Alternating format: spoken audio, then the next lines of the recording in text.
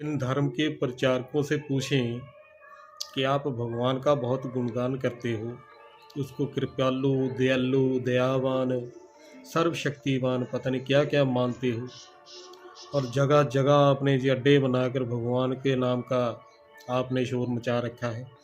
अब जो दुनिया में इतना पाप, भ्रष्टाचार, लड़ाई झगड़े, अविश्वास और नफरत, क्रोध पैदा हो गया है, तो भाई अब आपका वो कृपालु, दयालु, दयावान, सर्वशक्तिवान भगवान कहाँ है?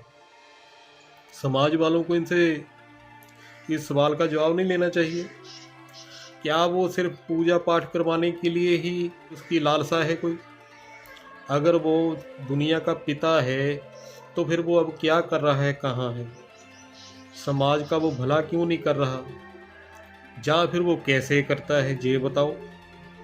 अरे ये लोग जो हैं, ये जो धार्मिक स्थानों पर घुसे बैठे हैं, मंदिरों में, गुरुद्वारों में, मस्जिदों में, चर्चों में, ये आप एक बात मेरी पक्के तौर पर जान लो, ये सिर्फ इनके धंधे हैं, धार्मिक दुकानदारी हैं, इससे बढ़कर इससे ज़्यादा कुछ नहीं है। ना ही इनको भगवान का ज्ञान है, ना इनको कोई भगवान की समझ है, ना ही ये आपको कुछ दे सकते हैं। ये जो डेरों पर नामदान की प्रथा चलती है, इनको इसका अर्थ तक पता नहीं कि नामदान क्या होता है। कहते हैं ना, राम नाम सत्य है, उसका नाम सच्चा है, और वो सत्य चित आनंद स्वरूप है, ईश्वर ही सत्य है। नाम दान का ही मतलब ये है कि कहते हैं ना, पत्थरों पर जब राम नाम लिख दिया गया तो वो तैरने लगी। ये पत्थर बुद्धि की बात है। जब ये पत्थर बुद्धि उस सत्य राम को जान लेते हैं, उसका ज्ञान ले लेते हैं, तो ये पत्थर बुद्धि कन्वर्ट हो जाती है पार्श बुद्धि में, तो ये दुनियावी भव सागर से वो तैर जाती है। इसका भाव अर्थ ये है। ये जो नामदान देते हैं, आपको कोई छोटा मोटा मंत्र दे देते हैं, अपना घड़ा हुआ, तो आप समझ लेते हैं यार नामदान मिल गया, हम गुरु वाले बन गए। अरे सतगुरु एक होता है, इतने गुरु नहीं होते, इतने धर्म नहीं होते। गुरु एक होता है, उस रूप में आप सारे ही निगुरे हो। चंद लोग होंगे भारत में जो सूर्यवंशी हैं, जिनका एक पिता है सतगुरु रूप में, बाकी सब अपने अपने धर्मों के अनुसार, अपने अपने धर्मों के पैगंबरों को, जो अपने अपने धर्मों के उनके कर्णधार थे, जिनके द्वारा धर्मों की स्थापना ही, उनको सतगुरु माने बैठे हैं। चलो, हमारे भारत की जो व्यवस्था है वो तो बिगड़ गई है भाई, बुरी तरह से, हर तरफ से बिगड़ गई है। जहाँ समाज भ्रष्ट हो जाए, समाज में पाप, अपराध, अज्ञानता फैल जाए, तो उस समाज से वैसी ही नीच प्रवृत्ति की सरकारें बनती हैं, सरकारें वैसे ही अपना प्रशासन चुनती है। तो शासन भी झूठा है, प्रशासन भी झूठा है। हमारे तो जहाँ ये कहा जाता है कि ये जो दफ्तरों में बैठे हुए बाऊ लोग हैं ना, ये जो सरकारी तंत्र है, सरकारी दफ्तरों में बैठा, उनके बारे में क्या कहा जाता है कि ये काम ना करने की तो तनख्वाह लेते हैं, और काम करने की क्या लेते हैं? रिश्वत। और ये रिश्वत देते कौन है? हम समाज वाले। आप अगर आप में कमियां ना हो तो आप किसी भी हालत में इनको रिश्वतें ना दें। आपको पता है कि हमारे पास डॉक्यूमेंट पूरे नहीं होते, हमारे में कहीं ना कहीं कोई वीक पॉइंट होता है, हमें जल्दी होती है, काम करवाने की जल्दी होती है, तो हम रिश्वत जेब में डालकर दफ्तर में जाते हैं, पुलिस वालों के पास जाते हैं। ये रिश्वतें नहीं लेते, हम देते हैं तब लेते हैं। तो कमी अपने में तो नज़र आती नहीं है, तो कमी तो अपने पहले समाज में है। अगर समाज अच्छा हो तो क्या जरूरत है कोई सियासतदान आपको लूट जाए, कोई सरकारी कोई कर्मचारी आपको लूट जाए? क्यों लूटते हैं ये? इसीलिए लूटते हैं क्योंकि आप अपनी लूट करवाते हो। ये जो धार्मिक लोग हैं, ये जो धर्म का प्रचार करते हैं, जो ये क्यों लूट रहे हैं आपको? क्योंकि आप में कमी है, आपकी विवेक की जो आँख है वो बंद है। आप वही परंपरा चली आ रही है, सत्य वचन कह के, जो किसी ने, साधु ने, संत ने, बाबे ने जो आपको कह दिया, आप सत्या मान के घर को आ जाते हो।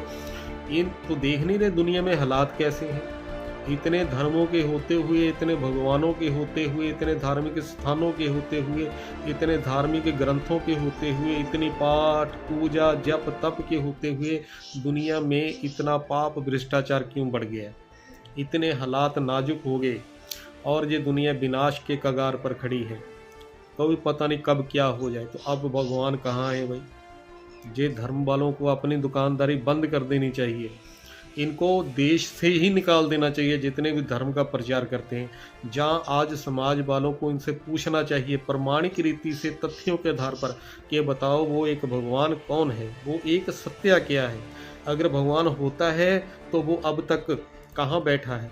वो दुनिया का कुछ सवार क्यों नहीं रहा? वो अपने बच्चों को बिलखते हुए, रोते हुए, दुखी देखकर क्यों चुप बैठा है?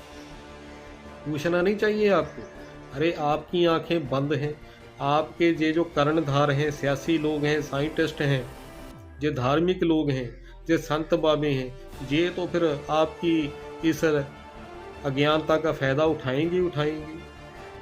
ये धंधे हैं और कुछ नहीं है। अगर कोई सियासतदान सत्ता में आता है, ये नारा देकर, ये आवाज़ बुलंद करके मैं देश की सेवा करूंगा, सच्चे मन से सेवा करूंगा, समाज का, देश का विकास करूंगा, वो झूठा है एक नंबर का। उसको पता है इतनी बातें बोले बिना मुझे ये कुर्सी नहीं मिलने वाली। कुर्सी मिल गई, ताकत मिल गई, ताकत मिल गई तो पैसा आ गया। नेम और फेम कहते हैं ना, मशहूरी भी हो जाती है, पैसा भी आ जाता है। तो हर जायज़ नजायज़ कार्य भी उसके होने लगते हैं। ये सब झूठे हैं भाई सियासतदान। ये सियासतदान और ये धार्मिक लोग, ये जो संत बाबे बने बैठे हैं, इनकी गांठ साठ होती है सियासतदानों से। सियासतदानों को इनसे क्या मिलती है? वोट।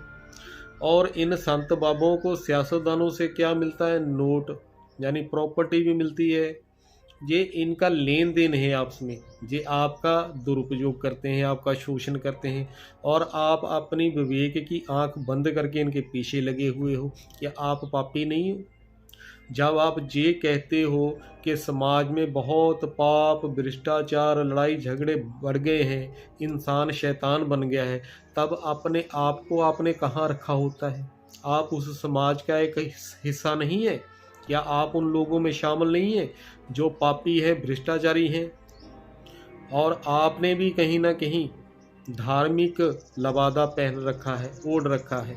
आप भी झूठे धार्मिक लोग हो। आप भी इस समाज पर एक बोझ हो। आपकी भी विवेक की आंख बंद है, आपको भी समझ नहीं है।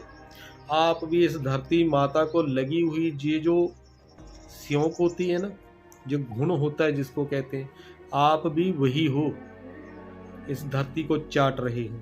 जब तक आत्मिक जागृति समाज में नहीं आएगी, जब तक आप खुद जागृत नहीं होंगे, तब तक कुछ नहीं इस समाज का, इस भारत का होने वाला। सब सिस्टम बिगड़ गए हैं। अब तो अंतिम रूप में जब तक धरती का, इस मानवता का, इस गिर चुकी मानवता का महाविनाश नहीं होगा, धरती पर सुख शांति आने की कोई उम्मीद नहीं है, कोई गुंजाइश नहीं है, कोई चांस नहीं है। अब तो लास्ट में यही होना है। और कहीं ना कहीं विश्व में किसी न किसी कोने में ये शुरुआत हो चुकी है कि ये अब विश्व जाएगा।